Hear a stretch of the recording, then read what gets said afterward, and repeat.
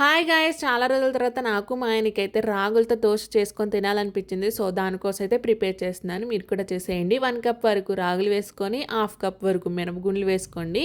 2 table spoons బియ్యం, 1 table spoon మెంతులు వేసుకొని అన్నీ కలుపుకొని నీట్‌గా 5-6 టైమ్స్ వరకు నీట్‌గా వాష్ చేసుకోండి. రాగుల్లో కొంచెం డస్ట్ ఎక్కువ ఉంటుంది కాబట్టి ఒక 6 టైమ్స్ అయినా నీట్‌గా వాష్ చేసుకోండి. అప్పుడే డస్ట్ అనేది పోతుంది. మళ్ళీ వాటర్ పోసుకొని ఒక 6 అవర్స్ అయితే నానబెట్టుకోండి. 6 అవర్స్ లోపు మంచిగా నానిపోతాయి.